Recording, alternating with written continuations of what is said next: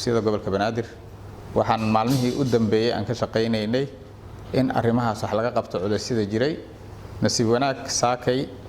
ayaa arrintaas aan isla garanay agaasinka waxbarashada gobolka Banaadir iyo xogayaha guud ee gobolka in culaysyadii jiray ee keenay in la muujiyo dareenka macallimiinta in la xaliyay oo wax badan maaragtay in laga qabtay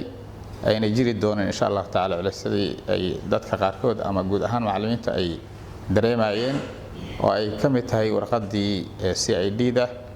isla mar ahaantaana la tixgelin doono duruufaha dhaqaalaha ee macallimiinta Soomaaliyeed sidoo kale in macallimiintu ay diiwaan galaana waa isla waafaqnay si ay u helaan xuquuqda ay leeyihiin haday ahaato tababarkii macallimiinta iyo waxyaabihii ku saabsanaa kor u qaadida heerkooda waxbarasho ee tarbiyad tacliineed ee ay bulshada u hayaan mar kale ayaan leeyahay aan xaqiijinaynaa in culaysyadii jiray macallimiinta Soomaaliyeed ay dareemayeen runtii wax laga qabtay annaga oo midowga dugsiyada gobolka Banaadir runtii iyo ururka macallimiinta Soomaaliyeed iyo bahda waxbarashada guud ahaan aan isu kaashanay si arrintaas irga aan uga muujino oo dareenkii macallimiintana aan u gudbino nasiib wanaagna waa la aqbalay runtii kulanka maanta waxaan uga hadalnay arrinta ku saabsan diiwaangelinta macallimiinta oo labadii isbuuc oo la soo dhaafay runtii ay walaac badan ka jirtay arrintaas hadal heen fara badan waxaan isla qaadanay in arrintaas muhiim ay tahay in la diiwaangeliyo macallimiinta si ay u helaan xuquuqdooda asaasiga ah haddii ahaa lahayd tababar iyo haddii ahaa lahayd ka warqab intaba door fiican oo qaataan tayada waxbarashada dalka gaar ahaan gobolka Banaadir iyadoo aan ku jirno runtii xaalado waxbarashadeena ay sameynayso horumar fara badan wadanka guud ahaan oo ka soo kabanayo runtii burbur muddo fog ah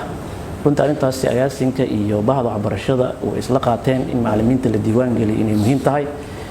si arrimahaas oo dhan loo xaqiijiyo sidoo kale waxaan isla qaadanay in arrinta qarashaadka maadaama ay culays badan muujiyeen in laga qafiifiyo arrintaas oo ay runtii dhanka qarashaadka ah laga qafiifiyo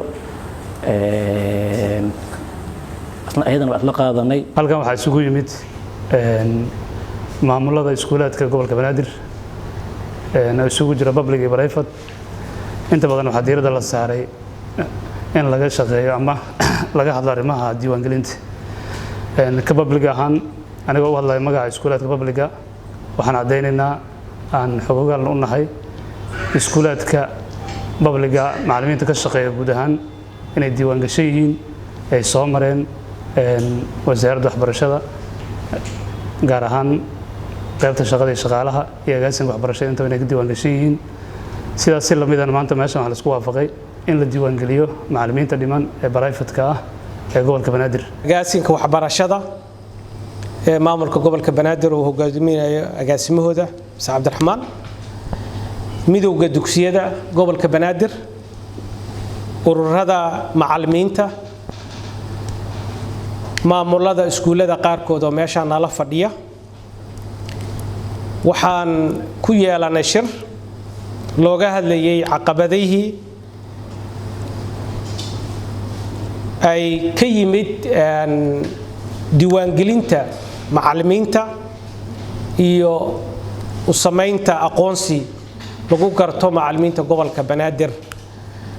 wax ka dhiga oo guud ahaan haddii ahaa lahaayeen kuwa dawladda haddii ahaa lahaayeen kuwa sida qaaska loo leeyahay dabcan markii wax cusub la bilaabayo caqabado waa jiri karaan caqabadaha ay soo gudbiyeen midowga dugsiyada ururada macallimiinta